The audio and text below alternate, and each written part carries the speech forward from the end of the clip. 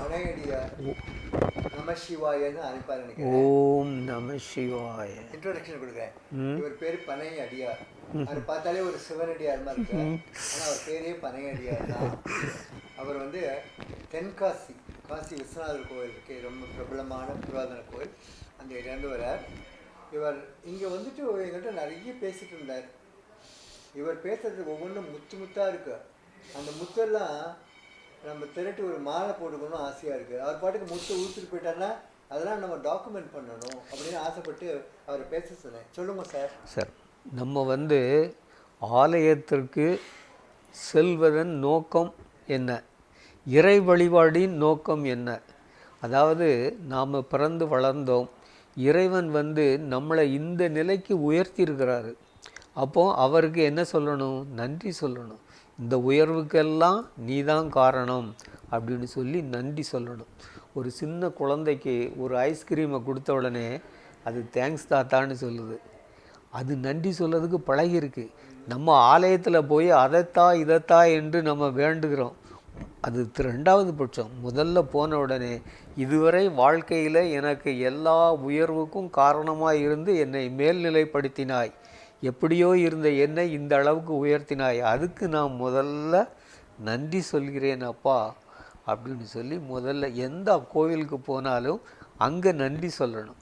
அதே மாதிரி இப்போ நீங்கள் கோவில் உங்களால் போக முடியாத ஒரு சூழ்நிலை இருக்குது. அதனால இறைவனே உங்கள் இல்லத்திலே நீங்கள் கொண்டு வந்து வச்சுருக்கீங்க. எப்போ காலையில் இங்கே உங்களால் முடிஞ்சு எல்லாம் ஆஸ்தானங்கள்லாம் முடிஞ்சு வந்தவுடன் அவர் முன்னாடி நின்று இதுவரை எனக்கு செய்த உதவிக்கு எல்லாம் நான் நன்றி கடன் பட்டிருக்கேன்ப்பா அப்படின்னு சொல்லி அவர்கிட்ட நன்றியை தெரிவிச்சுக்கோங்க. அது முதல் நிலை. ரெண்டாவது வந்து பூ மாலைகள் இருக்குது பார்த்தீங்களா, அது வந்து நிறைய நம்ம வந்து போடலாம், நம்மகிட்ட வசதி இருக்குது போடலாம். ஆனால் வந்து என்ன பண்ணலாம்னு கேட்டிங்கன்னா, இறைவன் முன்னாடி நின்று அருளாளர்கள் ஓதின பாடல்களை ஒரு பாடலை வந்து நீங்கள் அவர்கிட்ட முன்னாடி நின்று மனமுருகி அவர்கிட்ட சொன்னீங்கன்னா அது வந்து பாமாலை ஆகுது. அந்த பாமாலை வந்து பூமாலை ஆகுது. அது வந்து எவ்வளவோ மேலானது. அப்போ அது வந்து என்னென்னா, இறைவன் அடியார்கள் வந்து இறைவன் முன்னின்று ஓதிய பதிகம், அதை இறைவன் கேட்டிருக்காரு. அப்போ ஏதோ இந்த அடியார் சொன்ன பாடலெல்லாம் இவர் பாடுறாரு, இவரும் நம்ம அடியார் அல்லவான்னு இறைவன் வந்து மனம் உருகக்கூடிய ஒரு நிலை உருவாகும்.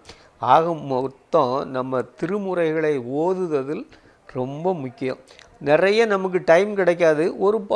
ஒரு பதிகத்தை இப்போ ஞானசம்பந்தர் பாடல், தோடுடைய செவியன் விடையேறி தூமண் மதிசூடி காடுடைய சுடலை பொடி பூசி என் உளம் கவர் கல்வன் ஏடுடைய மலரான் உனை நான் பணிந்தேத்த பீடுடைய பிரமபுரம் மேவிய பொம்மான் இவன் என்றோ அப்படின்னு சொல்லி ஒரு பதிகத்தை பாடி நம்ம இறைவன்கிட்ட பாடினாலே போதும். இப்படி நம்மகிட்ட வந்து ஒரு 12 திருமுறைகள் இருக்குது. அந்த திருமுறைகளில் எதையாவது ஒரு பாடல்களை வந்து நம்ம பாடினால் வந்து போதுமானது. என்ன அடுத்து வந்து பார்த்திங்கன்னா, நீங்கள் வந்து அம்பாளை தனியாக பிரதிஷ்டை பண்ணிருக்கீங்க, சிவனை தனியாக பிரதிஷ்டை பண்ணுறீங்க. இது மேலான ஒரு தத்துவம். எல்லா வீட்லேயுமே என்ன பண்ணுவாங்கன்னா, அம்மை அப்புறம் சேர்ந்த ஒரே படத்தை போட்டு அப்படியே அதை வணங்குவாங்க, அது மாதிரி பிரதிஷ்டை பண்ணுவாங்க.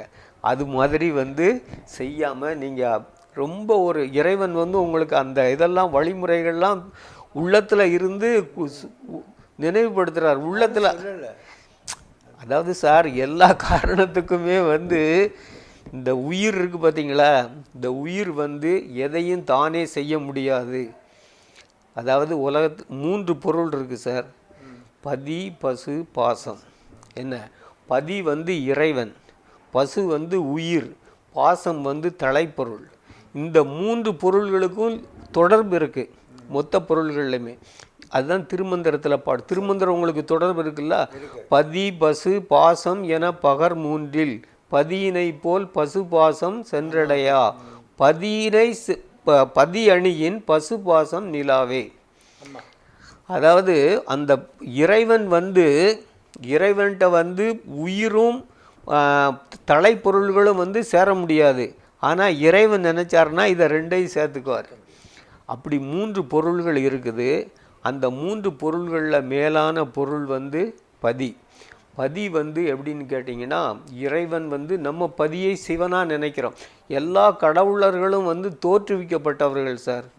தோன்றும் பொருள் என்ன செய்யும்? ஒரு நாள் அழிஞ்சு போயிடும். சிவன் ஒருத்தர் தான் தோன்றா தன்மை உள்ளவர். அவருக்கு ஆதியும் அந்தமும் இல்லா, ஆதியும் அந்தமும் இல்லா அருட்பெரும் ஜோதி அப்படி சொல்கிறாங்கல்ல. அவருக்கு ஆதியும் கிடையாது, முடிவும் கிடையாது.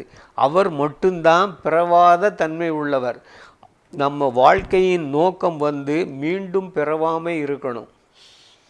ஏன்னா இந்த பிறவியில் நமக்கு எல்லாம் இறைவன் கொடுத்தாலுமே நம்ம வந்து பிறவி வேண்டாம்னு சொன்னாதான் இந்த உயிர் வந்து துன்பத்தில் இருந்து மீண்டு அப்படியே வந்து அவருடைய சரணாகதி போகும். அப்படி பிறவாமை நமக்கு கிடைச்சாதான் நம்ம வந்து முத்தி நிலையை அடைஞ்சி இறைவனுடைய பேரின்பத்தை அனுபவித்து இங்கே உள்ள யுகபோக சோகங்கள் எல்லாம் வேஸ்ட்டு. இது வந்து ஒரு துளி நேரம் நிற்கும். அது அப்படி இல்லை. ஈடு இணையில்லா ஆனந்தத்தை இறைவன் அப்படியே கொடுத்துக்கிட்டு இருக்காரு. நீ அங்கே அந்த ஆனந்த கடலில் மூழ்கிட்டு இருக்கு இந்த உயிர். அதனால அங்கே போகிறதுக்கு தான் நம்ம முயற்சி பண்ணணுமே ஒழிய மீண்டும் இந்த நில உலகில் பிறக்கிறதுக்கு நம்ம வேண்டிய இதுகளெல்லாம் செய்யக்கூடாது. பிறவி பெருங்கடல் நீந்துவர் நீந்தா இறைவன் அடி சேராதார். இறைவனுடைய அடி சேர்ந்தவங்களுக்கு மட்டும்தான் பிறவி கிடையாது. மற்றவங்க எல்லாருக்குமே பிறவி உண்டு. என்ன அந்த பிறவாமல் இருக்கணும்னா யார் ஒருத்தர், இப்போ நீங்கள் டாக்டர் தொழில் படித்ததுனால வைத்தியம் பண்ணுறீங்க. அதே மாதிரி யார் ஒருத்தர் பிறக்காமல் இருக்கிறாரோ அவர் தான் பிறவி நீக்கத்தை தர முடியும். மற்றவங்க யாராலும் தர முடியாது. மற்ற கடவுள்களெல்லாம் இகபோக சுகங்கள், இந்த பிறவிக்கு வேண்டிய சுகங்களை நமக்கு தருவார் அவங்கள வணங்கினா. ஆனால் சிவனை வணங்கினா நமக்கு இகபோக சுகங்களையும் தந்து மீண்டும் பிறவாமையே தருவார். ஆச்சரியமா இருக்கு. இது சிவனடியார் வாரம்னு போடலாம் நினைக்கிறேன். இப்போதான் 3 நாளைக்கு முன்னாடி சிவதாமோதரன் வந்துட்டு திருக்கழுக்குணத்துல இருந்து சொன்னீங்களே முற்றோதரன் சொன்ன எல்லாருக்கும் தெரிஞ்சு காட்டுனீங்களா? அதாவது சார், ஒரு உயிர் வந்து பக்குவப்படும் போது இறைவன் வந்து அந்த பக்குவப்பட்ட உயிருக்கு மேல்நிலைப்படுத்துவதற்கு அப்படியே ஆட்களை தொடர்படுத்துவார். நீங்கள் வெளியே போய் அடியார்களை தேட போக உங்களுக்கு நேரம் இல்லை. அதனால நீங்கள் பக்குவப்படும் போது இறைவன் வந்து உங்களுக்கு வீட்டில் உட்கார்ந்தே எல்லாம் வீட்டில் அவரே வந்து உட்கார்ந்துருக்காரு. அவரே உங்களுக்கு ஆள் அனுப்பி வேண்டிய உபதேசங்களை பண்ணுவார். நீங்க சொன்ன நம்ப மாட்டீங்க. எங்க மனநாள் அன்னைக்கு அவர் வந்தார், எதிர்பாராம வந்தார்.